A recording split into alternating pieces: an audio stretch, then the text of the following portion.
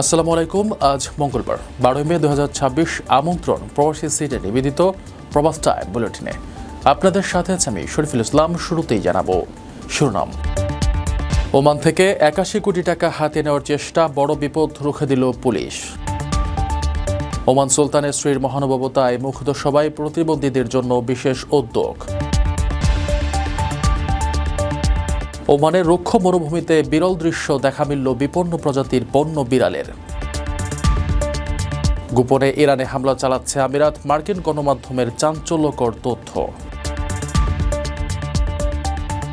উড্ডয়নের পরই বিমানে বাজল fire alarm, হুড়োহুড়িতে একাধিক যাত্রী আহত। কানাডায় ভয়াবহ সড়ক দুর্ঘটনা, উড়ে গিয়ে সিগন্যালের খুঁটিতে আটকালো বাইক।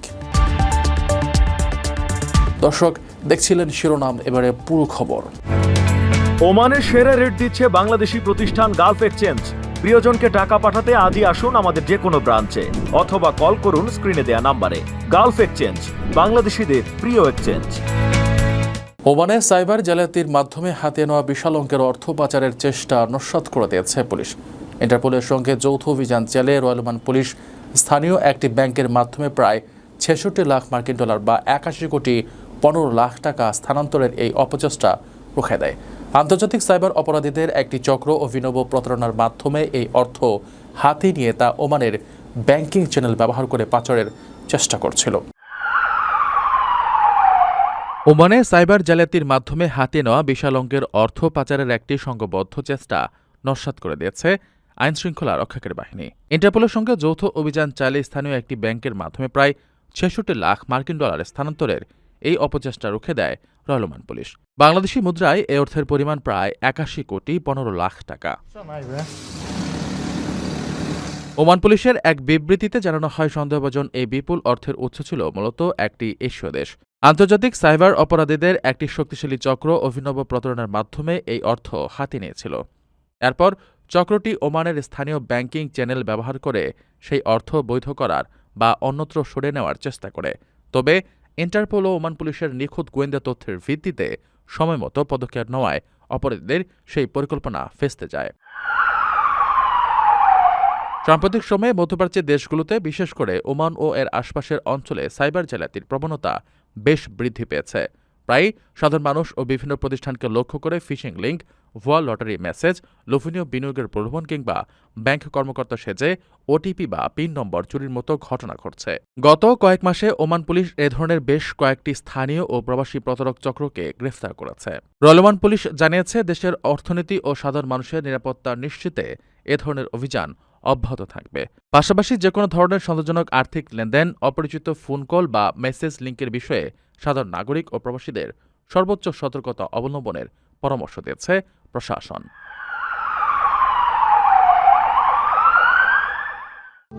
প্রবাসীদের জন্য নির্মাণ হচ্ছে দেশের প্রথম স্মার্ট সিটি, যেখানে থাকছে স্কুল, মসজিদ, হাসপাতাল, সুইমিং পুল, হেলিপ্যাড, পাঠাগার, জিম, সুপারমার্কেট, শিশু পার্ক সহ সকল নাগরিক সুবিধা। মাত্র 30 লাখ টাকা বিনিয়োগে মিলছে আকর্ষণীয় ফ্ল্যাট। প্লাটিনাম ইনভেস্টরদের জন্য ঢাকা বিমানবন্দরে ভিআইপি প্রোটোকল সুবিধা। বিস্তারিত জানতে যোগাযোগ করুন স্ক্রিনে দেয়া হোয়াটসঅ্যাপ অথবা ইমো নাম্বারে। ওমানের সুলতানের স্ত্রীর মহানুভবতায় মুগ্ধ দেশটির সাধারণ মানুষ এবার ফার্স্ট লেডির প্রত্যক্ষ পৃষ্ঠপোষকতায় বিশেষ চাহিদা সম্পন্ন ব্যক্তিদের নিয়ে এক বর্ণাঢ্য অনুষ্ঠানের আয়োজন করা হয়েছে। অনুষ্ঠানে বিশেষ এই মানুষদের পরিবেশনা ও তাদের নিয়ে গঠিত নতুন সঙ্গীত দল তারানিম আল আমাল এর আনুষ্ঠানিক আত্মপ্রকাশ ঘটে। সুলতানের স্ত্রী নিজে উপস্থিত থেকে তাদের পরিবেশনা উপভোগ করেন। ওমানের সুলতানের স্ত্রীর মহানুভবতায় ক্রমেই মুগ্ধ হচ্ছে মানুষ। এবার তার প্রত্যক্ষ পৃষ্ঠপোষকতা উপস্থিতিতে বিশেষ চাহিদা সম্পন্ন ব্যক্তিদের নিয়ে এক বর্ণাঢ্য অনুষ্ঠান আয়োজিত হয়েছে। দেশটির রয়্যাল গার্ড থিয়েটার হলে বসে বিশেষ এই মানুষদের পরিবেশনা এবং তাদের নিয়ে গঠিত নতুন সঙ্গীত দল তারানিম আল আমাল এর আত্মপ্রকাশ উপভোগ করেন ফার্স্ট লেডি। মূলত সঙ্গীতাঙ্গন ও শিল্পচর্চার মধ্য দিয়ে সমাজের এই বিশেষ অংশের ক্ষমতা নিশ্চিত করতেই এই মানবিক উদ্যোগ নেওয়া হয়েছে। ফার্স্ট লেডির উপস্থিতিতে ওমানের জাতীয় সঙ্গীত পরিবেশনের মধ্য দিয়ে এই আয়োজনের মূল পর্ব শুরু হয়। এরপর নতুন এই ব্র্যান্ড দলটি গড়ে ওঠার পেছনের গল্প, সদস্যদের নিরলস প্রশিক্ষণ ও তাদের অদম্য ইচ্ছাশক্তি নিয়ে একটি আবেগঘন প্রামাণ্যচিত্র প্রদর্শন করা হয়। প্রামাণ্যচিত্রটিতে মূলত এটি তুলে ধরা হয়েছে যে একটি অনুকূল পরিবেশ ও সমর্থন পেলে বিশেষ চাহিদা সম্পন্ন এই মানুষরাও নিজেদের সৃজনশীলতার সর্বোচ্চ বিকাশ ঘটাতে সক্ষম। ওমানের national autism centre, royal guard of Oman music এবং ফার্স্ট রয়্যাল ব্র্যান্ডের সার্বিক কারিগরি সহায়তায় এই বিশেষ দলের সদস্যরা মঞ্চে এক অনুপ্রেরণাদায়ক মানবিক বার্তা পৌঁছে দেন। সমাজের মূলধারায় বিশেষ চাহিদা সম্পন্নদের আরও সক্রিয়ভাবে যুক্ত করতে ওমানের ফার্স্ট লেডির যে রূপকল্প ও নির্দেশনা রয়েছে, মূলত তারই এক সফল প্রতিফলন ছিল থিয়েটার হলের এই আয়োজন। আপনার স্বপ্নগুলো আকাশ ছুবে প্রবাসীর হেলিকপ্টারের মাধ্যমে। বিয়ে, জন্মদিন অথবা যে কোনো বিশেষ প্রয়োজনে হেলিকপ্টার ভাড়া করতে যোগাযোগ করুন স্ক্রিনে দেয়া নাম্বারে। প্রবাসীর হেলিকপ্টার, নিরাপদ ও সাশ্রয়ী বাহনের বিশ্বস্ত নাম। ওমানের আল দাহিরার রুক্ষ মরুভূমিতে দেখা মিলেছে বিরল প্রজাতির বন্য বিড়াল। সম্প্রতি দেশটির পরিবেশ কর্তৃপক্ষ বিপন্ন প্রজাতির এই বিড়াল শাবকদের একটি ভিডিও ফুটেজ প্রকাশ করেছে, যা পরিবেশবিদ ও গবেষকদের জন্য নতুন আশার সঞ্চার করেছে। জলবায়ু পরিবর্তন ও মানুষের আগ্রাসনে আবাসস্থল ধ্বংস হওয়ায় যখন এদের সংখ্যা উদ্বেগজনক হারে কমে যাচ্ছে, তখন প্রতিকূল পরিবেশে এদের বংশবৃদ্ধির ঘটনাকে ইতিবাচক হিসেবে দেখছে ওমানের পরিবেশ কর্তৃপক্ষ। ওমানের আল দাহিরার রুক্ষ মরুভূমিতে দেখা মিলেছে বিরল প্রজাতির বন্য বিড়াল বা সেনকেটের। সম্প্রতি দেশটির পরিবেশ কর্তৃপক্ষ মরুভূমির বুকে ঘুরে বেড়ানো বিপন্ন প্রজাতির এই বিড়াল শাবকের একটি ফুটেজ প্রকাশ করেছে, যা চরম ভাবাপন্ন পরিবেশে এই প্রাণীর টিকে থাকা ও বংশবৃদ্ধির এই প্রামাণ্যচিত্র পরিবেশবিদ ও গবেষকদের জন্য নতুন আশার সঞ্চার করেছে। ভিডিওতে দেখা যায় রাতের আধারে মরুভূমির বালুর ওপর কয়েকটি ছোট বিড়াল ছানা ঘোরাঘুরি করছে। কর্তৃপক্ষ এটিকে একটি বিরল প্রামাণ্য দলিল হিসেবে উল্লেখ করে জানিয়েছে, এ দৃশ্য প্রমাণ করে যে ওমানের মরুভূমির চরম তাপমাত্রা ও প্রতিকূল পরিবেশেও এই প্রাণীগুলো নিজেদের মানিয়ে নিয়ে সফলভাবে বংশবৃদ্ধি করে চলেছে। মরুভূমির বাস্তুতন্ত্রের বর্তমান অবস্থা জানতে এই ফুটেজ গবেষকদের গুরুত্বপূর্ণ তথ্য সরবরাহ করবে বলে ধারণা করা হচ্ছে। ফেলিস মার্গারিটা বৈজ্ঞানিক নামের ওই প্রাণীটি সাধারণত মরুভূমির বিড়াল বা স্যান্ডক্যাট হিসেবেই বেশি পরিচিত। এরা মূলত উত্তর আফ্রিকা, মধ্যপ্রাচ্য এবং মধ্য এশিয়ার মরুভূমি ও পাথুরে অঞ্চলে বসবাস করে। মরুভূমির তীব্র গরম থেকে রক্ষা পেতে এদের পায়ের তালুতে বিশেষ ধরনের পুরু লোম থাকে, যা তপ্ত বালু থেকে সুরক্ষা দেয় এবং হাঁটার সময় বালুর ওপর কোনো ছাপ ফেলে না। মূলত নিশাচর এই প্রাণীটি সরাসরি পানির বদলে সাধারণ শিকার করা ইঁদুর, পাখি বা ছোট সরীসৃপের দেহ থেকেই প্রয়োজনীয় পানির চাহিদা মিটিয়ে থাকে। International union for conservation of nature এই প্রাণীটিকে বিপন্নপ্রায় প্রজাতির তালিকায় রেখেছে। মানুষের আগ্রাসন, কৃষিজমি সম্প্রসারণ, জলবায়ু পরিবর্তন এবং শিকারের কারণে এদের আবাসস্থল ক্রমাগত ধ্বংস হচ্ছে। মধ্যপ্রাচ্যের অন্যান্য দেশের মতো ওমানেও এই প্রজাতির বিড়ালের উপস্থিতি খুবই বিরল এবং এদের সংখ্যা উদ্বেগজনক হারে কম। তাই নতুন এই শাবকগুলোর দেখা মেলার ঘটনাকে অত্যন্ত ইতিবাচক হিসেবে দেখছে ওমানের পরিবেশ কর্তৃপক্ষ। ইরানের ওপর সরাসরি সামরিক হামলা চালিয়েছে সংযুক্ত আরব আমিরাত। মার্কিন সংবাদমাধ্যম দ্য ওয়াল স্ট্রিট জার্নালের দাবি, ইরানের লাভান দ্বীপের একটি শোধনাগারে লক্ষ্য করে আমিরাত এই হামলা চালিয়েছে। এর মধ্য দিয়ে ইরান যুদ্ধে উপসাগরীয় দেশটির সরাসরি সম্পৃক্ততার কথা প্রথমবার জানা গেল। প্রেসিডেন্ট ডোনাল্ড ট্রাম্প যখন যুদ্ধবিরতির ঘোষণা দিচ্ছিলেন, ঠিক তখনই এই হামলা চালানো হয় বলে তাদের প্রতিবেদনে উল্লেখ করা হয়েছে। ইরানের ওপর সরাসরি সামরিক হামলা চালিয়েছে সংযুক্ত আরব আমিরাত। সংশ্লিষ্ট বিভিন্ন সূত্রের বরাত দিয়ে এই সংক্রান্ত প্রতিবেদন প্রকাশ করেছে ওয়াল স্ট্রিট জার্নাল। এর মধ্য দিয়ে ইরান যুদ্ধে উপসাগরীয় দেশটির সরাসরি সম্পৃক্ততার কথা প্রথমবার জানা গেল। সোমবার প্রকাশিত এক নিবন্ধে মার্কিন সংবাদপত্র ওয়াল স্ট্রিট জার্নাল জানায়, সংযুক্ত আরব আমিরাতের হামলায় লক্ষ্যবস্তু ছিল ইরানের লাভান দ্বীপের একটি শোধনাগার। কয়েক সপ্তাহের বিমান হামলা শেষে প্রেসিডেন্ট ডোনাল্ড ট্রাম্প যখন যুদ্ধবিরতির ঘোষণা দিচ্ছিলেন, ঠিক তখনই এই হামলা চালানো হয়।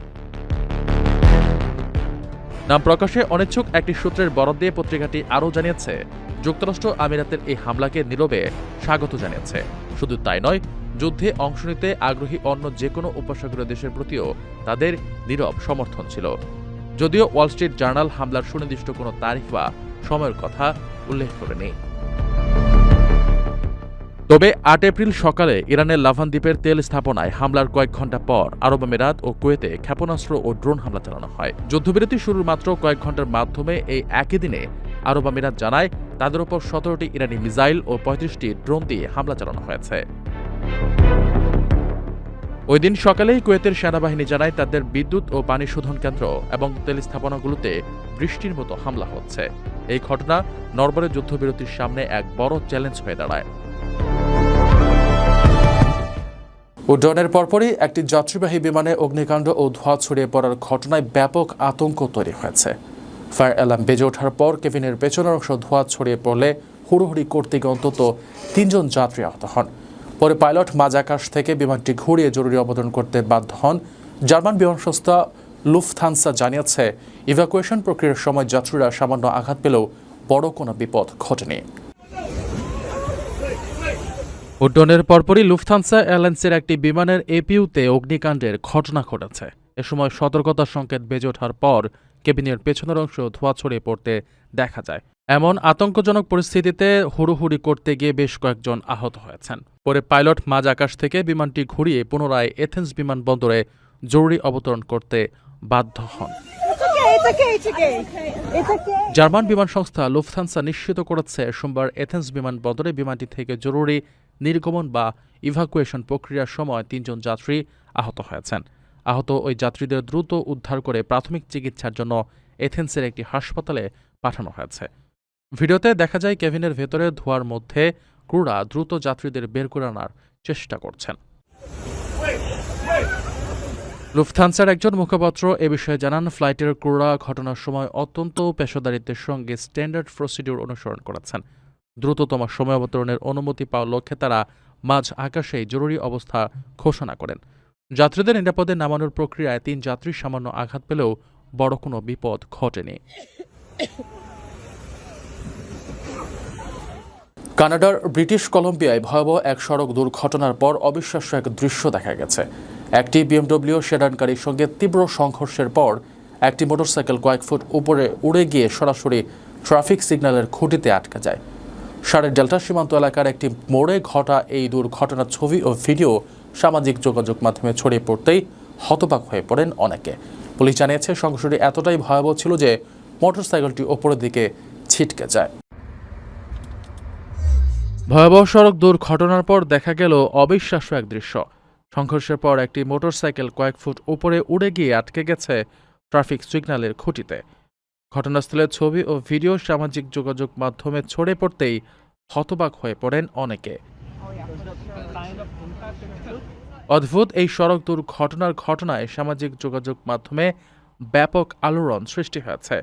দুর্ঘটনার পর ওই মোটরসাইকেলটি উপরে উঠে গেলেও সেটি মাটিতে না পড়ে কয়েক ফুট উপরে ট্রাফিক সিগন্যালের খুঁটিতে আটকে যায় এবং পরে সেখানেই ঝুলতে দেখা গেছে। শনিবার বিকেলে ব্রিটিশ কলম্বিয়ার সারের ডেল্টা সীমান্ত এলাকার একটি মোড়ে এই দুর্ঘটনা ঘটে। প্রতিবেদন অনুযায়ী ওই মোটরসাইকেলের সঙ্গে একটি বিএমডব্লিউ সেডান গাড়ির সংঘর্ষ হয়। সংঘর্ষটি এতটাই ভয়াবহ ছিল যে মোটরসাইকেলটি উপরের দিকে ছিটকে উঠে গিয়ে ট্রাফিক সিগন্যালের উঁচু কাঠামোর সঙ্গে আটকে যায়। ঘটনাস্থলের ভিডিওতে নিচে গুরুতর ক্ষতিগ্রস্ত বিএমডব্লিউ গাড়িটিকেও দেখা যায়।